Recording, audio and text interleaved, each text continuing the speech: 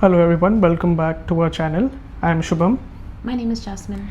and today we're going to continue from our first video that we had posted and talk a bit about our experience and what we have seen so far in this region since we have made the move, and touch upon a few essential points around CV, LinkedIn for navigating your job search in the UAE. So before we dive into the topic in detail, first we would want to talk about the Dubai job market or the UAE job market. And when we mention that, it is very important to understand that it is unlike any other job market in the world. The competition here is fierce, and the talent pool that you have over here is much more than what you would find in any parts of the world.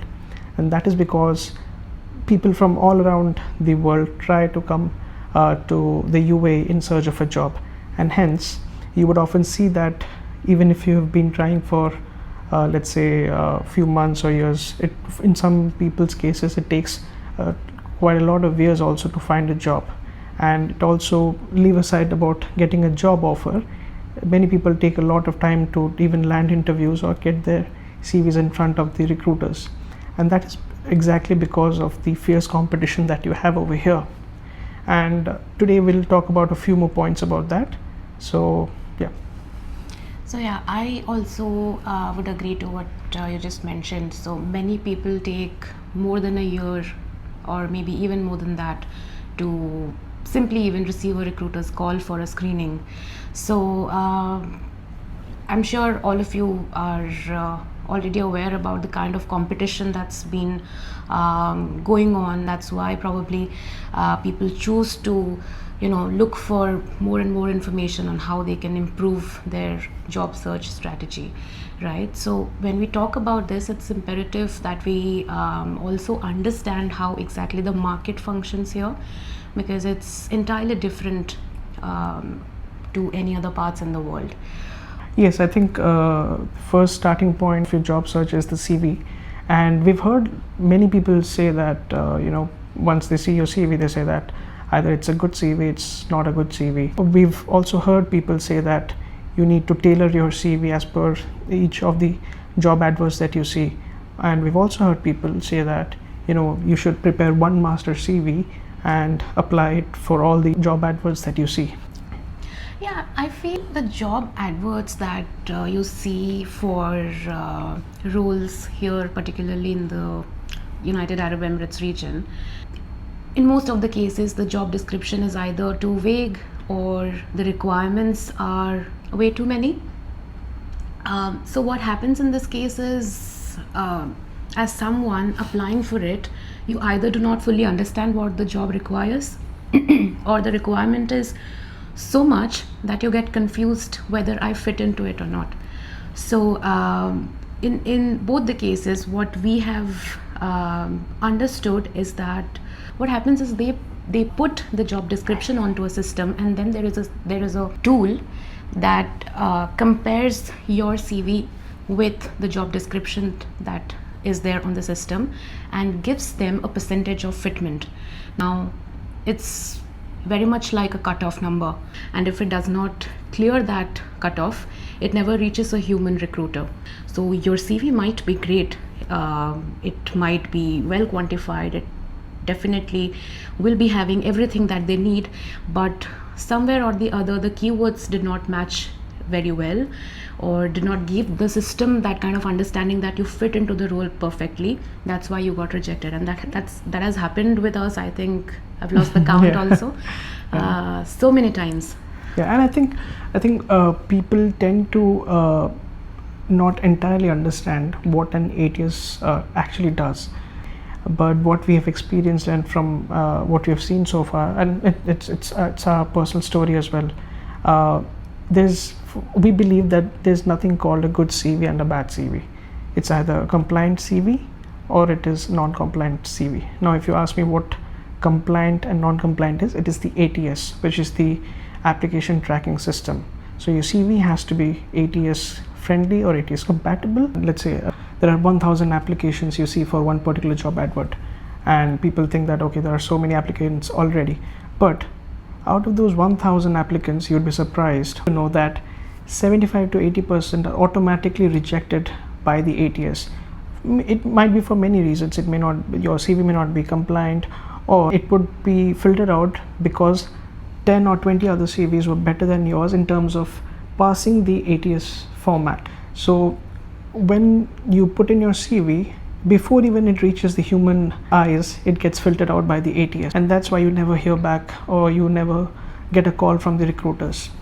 Yeah, I think that's just the nature of the hiring process here, and a brutal truth as well, that every applicant has to go through this process. Let me also tell you the fact that it's not humanly possible for them to spend 10 minutes or 5 to 10 minutes on each CV. So it's fraction of a minute, it's maybe less than 30 seconds. They see that if they are not clear on what you have done and how you're going to help the company, then you are rejected there as well. I think has happened with one of your job which you had applied, and I think the recruiter said that okay, I will forward your CV to the company, but then you need to make these tweaks. Yes, so the problem is that recruiters are non-technical people, okay, and like we do not understand fully what they do and why we are doing this to get into the job market, but that's how exactly their process is. So to make a non-technical person understand about my experience, it's the only tool that I have is the keywords, right, that's listed in the job description. So if the job description demands the ideal candidate to do X and Y using A and B, so that statement has to be there in my CV. So that's exactly how they derive whether you fit into that job or not. Even if what you have mentioned in your CV also tells that story, but in a different way, people from the same background do understand that. But then somebody from a different background, or as someone who would take you to meet the hiring managers in the first round of interview, or to sell you as a fitting candidate for this role, they have to do that maths. And sometimes I also ask that question to myself, do I actually need to do this, because I already tell this story in my CV anyway. But having gone through multiple rejections, I'm pretty sure that this is the best drill, that your CV needs to show them those keywords for them to pick you up, because even after your CV has cleared the ATS compliant stuff, it still needs to go through that understanding through the recruiter's brain, and for that the keywords will only help you. And it essentially, even if the recruiter is asking you to make some tweaks before they forward your profile to the hiring team, it is for our benefit only. And the reason being, even if you tick all the boxes, the hiring team sometimes want to match your profile with the job adverts and the keywords mentioned in the job adverts. Even if the recruitment agency passes on your profile, you'll get a rejection from the hiring team. So the recruiters know what they're doing, and that is the reason they want to see you succeed, because the revenue depends on the success scenario of the candidates. Okay, so the next aspect after the CV is your LinkedIn. Now, do not get me wrong, many people do not consider LinkedIn as important as CV, but in reality it is a reflection, or it's a wider extension of your CV.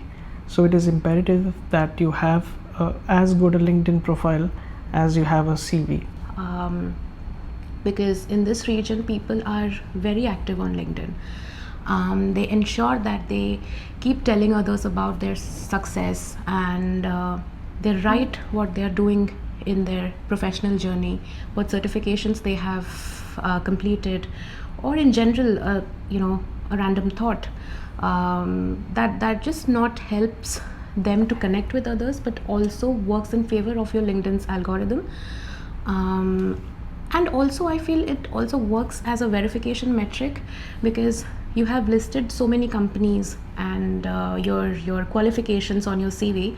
Now if a recruiter wants to verify whether they are actually true, they'll go to your LinkedIn profile and see that whether you have listed those companies and your qualifications same as what you've done on your CV. And at times your LinkedIn also shows a verified tick if you have verified your account through your professional email ID. So many such details are there that tell them that okay, this is actually a real person and has listed true things about himself or herself on the CV. So that only gives you an added edge as a real person. If it tells them that you're very inactive on LinkedIn, this might be very off-putting. I think many people use LinkedIn only to apply for jobs, but not as much for networking or talking about their professional career or journey. So we would strongly advise that you do refine your LinkedIn account and interact with people. Do send requests to people you would genuinely want to have a connection with. It's not very easy, even till now it's not been very easy for us. There will be instances where people will maybe not accept your connection requests or not respond to your messages, and that's very common here, and that happens to us as well and to everybody. People who do not reply also do not get replies from people they are reaching out to. So that's a full circle and it keeps happening, but you never know what might work in your favor.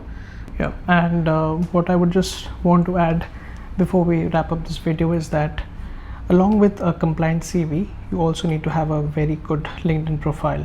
And we'll obviously make a detailed video about the CV and the LinkedIn, how you can effectively use that to your advantage in a job search if you're looking to make a move. But when I say stay visible, it means engage, comment, connect with your with the companies and with the hiring managers, recruiters you would genuinely want to work with, and then just 30 minutes a week is enough. Comment, put in your insights about any topic that you see relatable which is associated with your work. Share your thoughts, engage and provide some impactful comments or thought-provoking comments, and that's how you stay visible. And I think this is it from this video. As I said, we'll make a detailed video about the topics. Yeah, in this video we just wanted to give you a broader picture about the overall job market that is here in Dubai and UAE. So the only downside is that in this part of the region you cannot just target one specific company and get there, because the market is very picky and the competition is fierce, and you just have to keep trying until you reach there.